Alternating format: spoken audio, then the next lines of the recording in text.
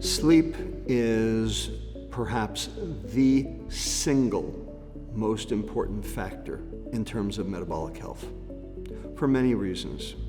People think that they can do without sleep.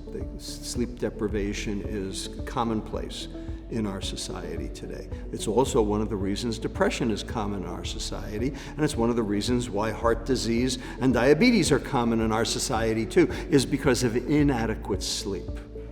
Now, there are two issues with respect to sleep. There's not breathing while you're sleeping, and then there's not sleeping at all. And those are two different things. Let's start with not breathing while you're sleeping. A lot of people have something known as sleep apnea. They are not exchanging oxygen while they are sleeping. Sometimes it's related to obesity, sometimes it's not. Sometimes it's due to gastroesophageal reflux while you're sleeping, and which wakes you up. Sometimes it's not. Sometimes it's related to the fact that you don't have enough airway, that your airway hasn't grown wide enough to conduct enough oxygen while you're sleeping. Sometimes it's not. Ultimately, if you're having trouble sleeping and staying asleep, and especially if you're either snoring or stop breathing while you're sleeping, it very well may behoove you to see a sleep medicine physician or dentist in order to be evaluated. Because if you are actually having obstructive sleep apnea at night, okay, you need acute help. You need therapy. You may need a device such as a mandibular advancement device to pull your jaw forward to increase the airway to be able to conduct a greater amount of oxygenation. You may need a pillow that sits you up in order to try to reduce the gastroesophageal reflux. You may need CPAP or worse. Bottom line is, if you snore, you need to deal with it, okay? And if a kid snores, they really have to deal with it, okay? It's not cute, all right? As a pediatrician, snoring kids end up sick adults. Keep that in mind. Now, the next question is how to get to sleep. And that's a tough one too. One of the problems is we're so sleep deprived, we use a lot of coffee. Well, unfortunately, coffee makes sleep even harder to do.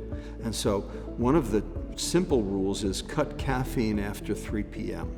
so that the caffeine's not working on you to keep you from being able to get to sleep. The second thing is a lot of people need to wind down, okay? Screens are the ultimate interferer with sleep, not just because of the content, but because of the blue light. This is true of both TV screens and also your phone. We know that children who charge their phone in their rooms get 28 minutes less sleep per night than children who charge their phones outside their rooms. So your bedroom should be a screen-free zone. If you want to, you can read to get yourself to sleep.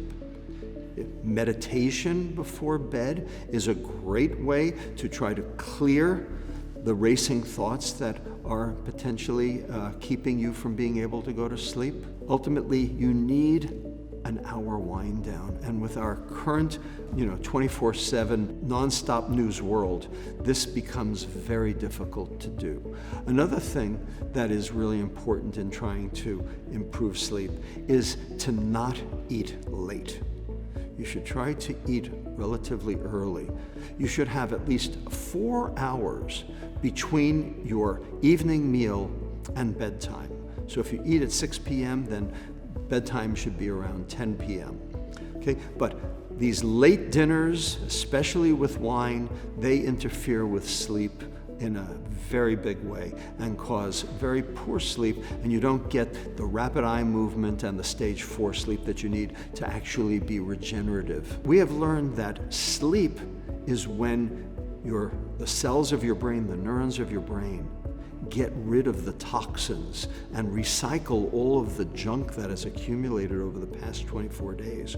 You have to achieve stage 4 sleep for that to occur, because what happens is the blood pressure goes down while you're sleeping, and that causes the brain to contract away from the skull, and that allows for lymphatics, called glymphatics, to actually be able to conduct fluid transfer across the surface of your brain to clear dysfunctional proteins and defective lipids in order to get rid of them, this process called autophagy. This is going on while you are sleeping, but only in stage 4 sleep. So anything that interferes with that is going to be problematic in terms of both sleep and in terms of metabolic health going forward.